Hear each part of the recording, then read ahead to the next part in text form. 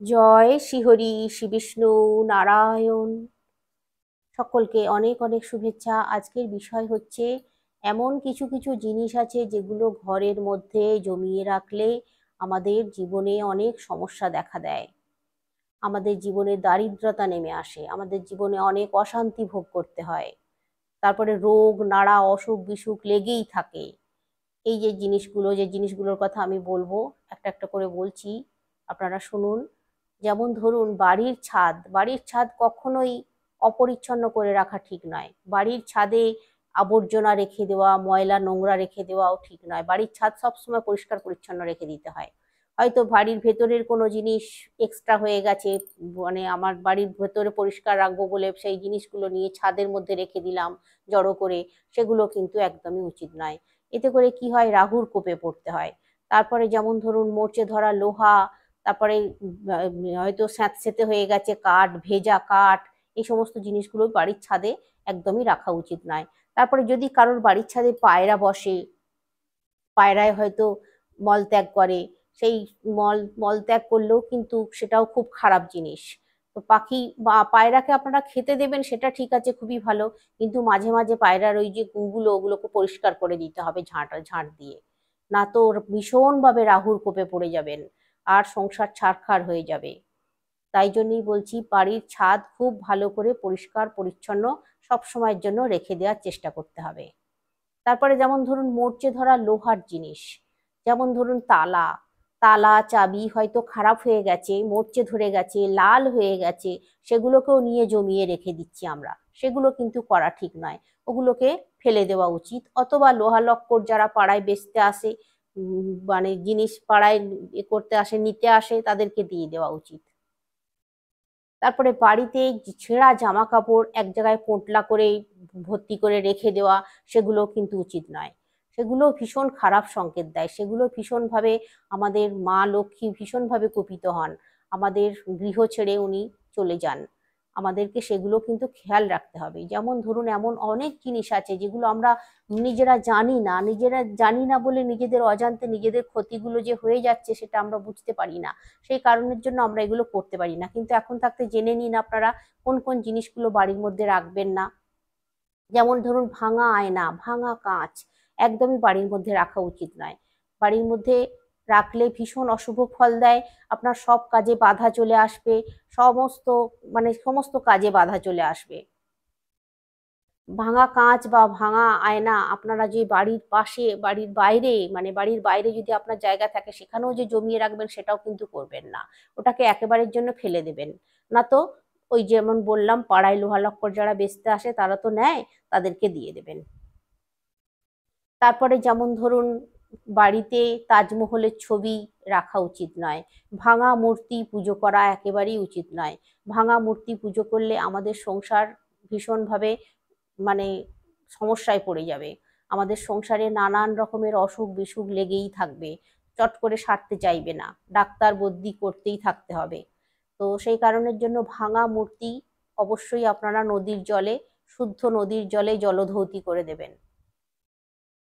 তারপরে সূর্য অস্ত যাওয়ার ছবি কখনো বাড়ির মধ্যে রাখবেন না। সূর্য উঠছে এইরকম ছবি বাড়ির মধ্যে রাখবেন, কিন্তু সূর্য অস্ত চলে যাচ্ছে সেই রকম ছবি কখনো বাড়ির মধ্যে রাখবেন না। ভীষণ ক্ষতি হবে, তাহলে সংসারে ভীষণ ক্ষতি হবে। তারপরে যেমন ধরুন, আপনার ঘরে লাগানো যে গাছ হয়, যে গাছগুলো লাগানো হয় হয়তো শুকিয়ে গেছে, মরে গেছে, সেই গাছগুলো আমরা দেখছি, চোখ বুজিয়ে আছি, ফেলছিও না, কিছুই করছি না, তার কোনো ব্যবস্থা করছি না, এটা কিন্তু ঠিক নয়। গাছ মরে গেলে বা শুকিয়ে গেলে সেগুলোকে ফেলে দিতে হবে, কখনো রাখা উচিত নয়। যেমন ধরুন, তুলসী গাছ যদি মরে যায়, তুলসী গাছ, অবশ্যই এই প্রসঙ্গে আমি বলে রাখি এই কথাটা, তুলসী গাছ যদি মরে যায়, শুকনো হয়ে যায়, তুলসী গাছ অবশ্যই কিন্তু রেখে দিতে নেই। সেই মরা তুলসী গাছ পুজো কখনো করবেন না আপনারা, তুলসী গাছটাকে জলে দিয়ে দেবেন। অবশ্যই কিন্তু এই কাজটা করবেন, নদীর জলে না তো কোনো পুকুরের জলে দিয়ে দেবেন আপনারা। তুলসী গাছ, মরা তুলসী গাছ পুজো একেবারেই কিন্তু করতে নেই, এতে করে আমাদের সংসারে ভীষণভাবে অমঙ্গল দেখা দেয়।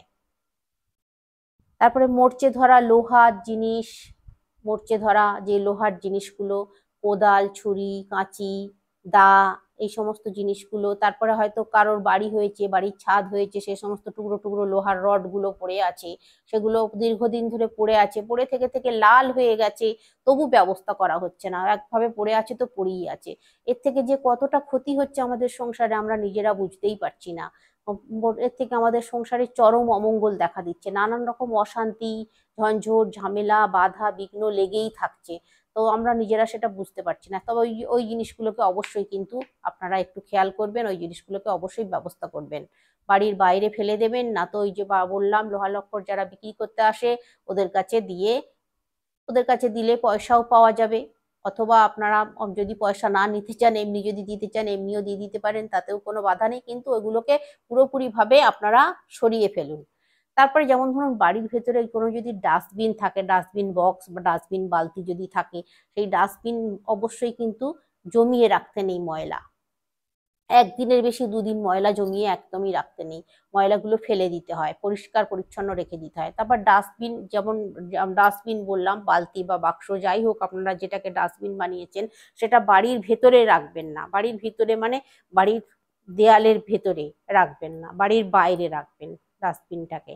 হ্যাঁ, আপনারা হয়তো বলবেন যারা ফ্ল্যাটে বাস করে তারা কি করবে, তারা অবশ্যই তাদের যে বারান্দা আছে, বারান্দার যে বা ব্যালকনি ছাদ আছে, যে সেই সাইডে একটা সাইডে রেখে দেবেন, মানে ঘরের মধ্যে রাখবেন না, যে ঘরের মধ্যে ঠাকুর দেবতার পুজো হচ্ছে, রান্না করা হচ্ছে, খাওয়া হচ্ছে, থাকা হচ্ছে, শোয়া হচ্ছে, সেই ঘরের মধ্যে রাখবেন না, ডাস্টবিনটাকে একটু বাইরে করে রাখার চেষ্টা করবেন, ঘরের মধ্যে রাখতে নেই।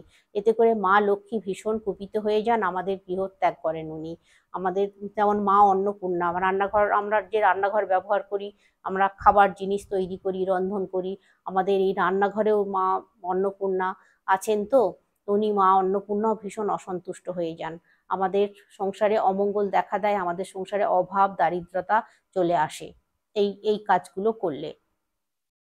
তো সেই রকমই যেমন যেমন ধরুন আরো অনেক কিছু জিনিস আছে যেগুলো আমি আপনাদেরকে বলছি, যে যেমন ওই যে বললাম আপনাদেরকে যে ভাঙা মূর্তি পুজো করবেন না, পুজো করা ঠিক নয়, এরকমই আরো এমন অনেক কিছু জিনিস আছে যেগুলো একদমই কিন্তু করা উচিত নয়। যেমন ধরুন বাড়ির ছাদে অনেক সময় দেখা যায় পায়রা বসে, পায়রা বসে, পাখিরা বসে, পাখিদেরকে অনেক সময় বাড়ির মানুষজনরা খেতে দেয়, পায়রাদেরকে খেতে দেয়, কিন্তু খেতে তো দিল খুশির সঙ্গে, খুব ভালো হলো, তারপরে তারা যে বিষটা ত্যাগ করে, যে মল ত্যাগ করে, সেই মলগুলো কিন্তু পড়েই থাকে, পরিষ্কার করে না, এটা কিন্তু ভীষণভাবে ক্ষতি হয় সংসারে, ভীষণভাবে অমঙ্গল দেখা দেয়।